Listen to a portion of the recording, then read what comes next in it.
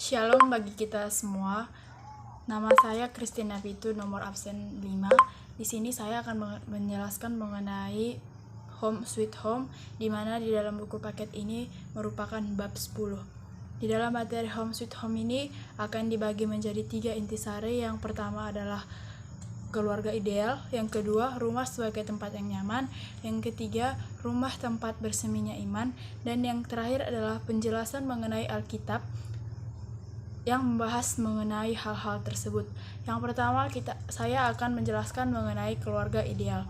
Keluarga ideal ini dimaksudkan menjadi rumah dijadikan sebagai tempat yang penuh dengan kenangan sejak anak-anak, kenangan tentang suka maupun duka yang dialami pada anak remaja yang akan diingat seterusnya. Rumah ideal itu dimaksudkan sebagai rumah yang sederhana, penuh dengan ketenangan, penuh kasih sayang, dan damai.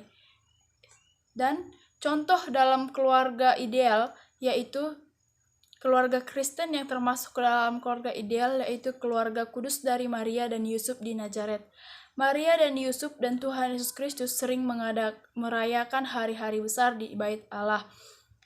Di dalam Alkitab tertulis dalam Lukas 2 ayat 41-52 dijelaskan bahwa pada saat remaja Tuhan Yesus sangat menghormati dan taat kepada orang tua duniawinya dan menikmati hidup bersama dengan mereka. Dalam kehidupan sehari-hari hendaknya setiap keluarga dapat menghadirkan Kristus dalam kehidupannya. Yang kedua, saya akan menerangkan mengenai rumah sebagai tempat yang nyaman. Rumah sebagai tempat yang nyaman merupakan kebutuhan pokok bagi manusia, di mana rumah menjadi tempat berteduh manusia dari setiap gangguan dari luar seperti hujan, panas terik matahari, dan lain-lain. Untuk menciptakan rumah sebagai tempat yang nyaman, di dalam rumah harus terjalin kedamaian dan seluruh keluarga merasakan kasih sayang. Setiap rumah harus mampu memberikan dan membuat suasana keluarga menjadi nyaman dan tentram, sehingga terjalin persaudaraan yang akrab dengan dasar kasih sayang. Keluarga sebagai tempat berteduh dan rekreasi dari sibuknya pekerjaan atau kegiatan-kegiatan yang kita lakukan dari luar. Di dalam rumah dan bersama dengan keluarga, kita akan menjadi lebih rileks dari setiap tekanan-tekanan yang kita hadapi dari luar. Dan yang ketiga adalah rumah sebagai tempat berseminya iman. Di dalam rumah, anak-anak dan orang tua harus menjalin tumbuhnya iman di dalam setiap diri mereka.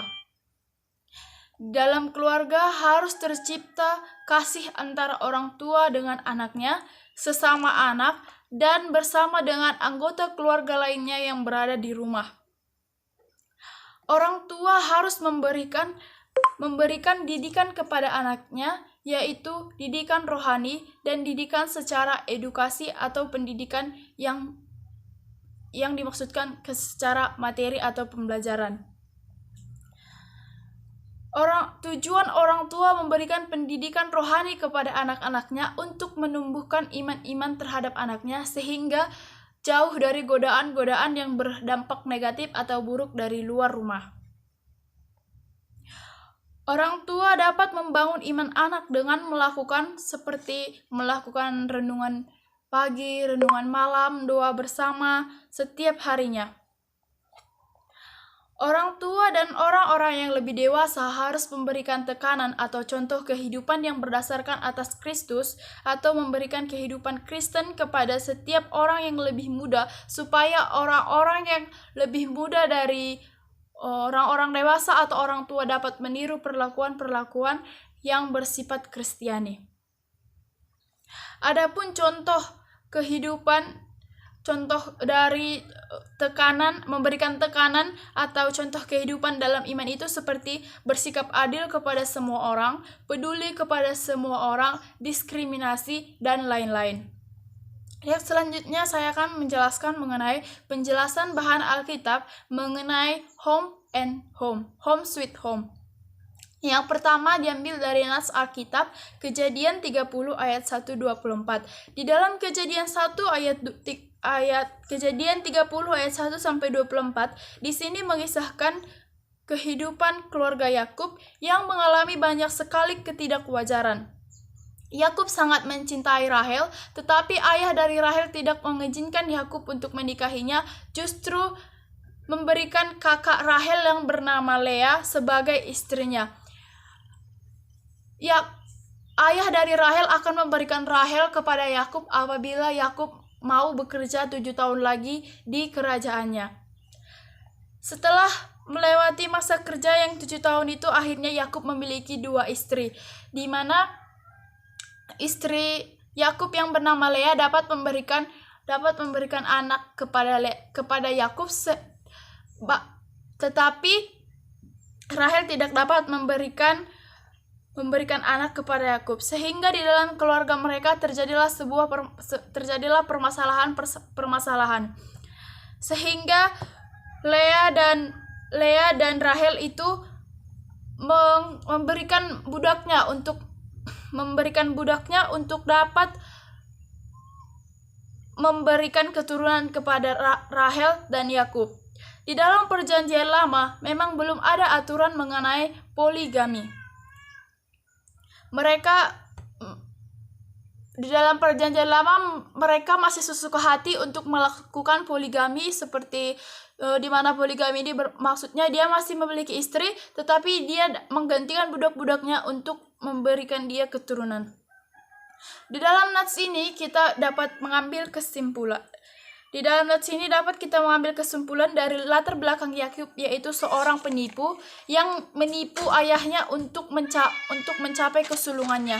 Dari nats tersebut, kita sebagai remaja Kristen dapat menyimpulkan bahwa setiap orang yang memiliki keinginan tetapi ia ingin mendapatkan keinginan itu dengan cara yang tidak baik akan memberikan dampak yang buruk dan menimbulkan suasana yang buruk dalam keluarga dan mempengaruhi relasi-relasi yang sudah dibentuk dalam iman dengan orang lain.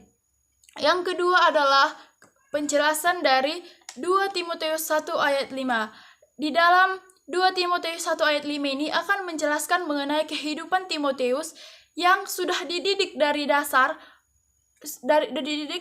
sesuai dasar-dasar Alkitab dari kecil oleh ibunya dan neneknya dari kecil, sehingga ia mampu menyampaikan Injil-Injil dan berita firman Tuhan kepada orang-orang. Nama Timotius ini berasal dari Yunani, yaitu Timoteo, atau yang artinya menghargai Allah, takut akan Allah. Timotius ini dia itu percaya seutuhnya kepada Tuhan. Sehingga kita dari nats Alkitab ini, kita sebagai remaja Kristen dapat meneladani dari kisah hidup Timotius sebagai teladan dalam hidup kita, supaya kita selalu berpegang teguh kepada Tuhan dan menyerahkan segala tekanan-tekanan yang kita hadapi dan selalu percaya kepada Tuhan tanpa melihat pengaruh-pengaruh dari luar yang membuat iman kita terus bertumbuh dan selalu berpegang teguh kepada Tuhan. Demikian penjelasan mengenai Home Sweet Home dari bab 10 Agama kelas 11. Semoga bermanfaat bagi kita semuanya. Terima kasih.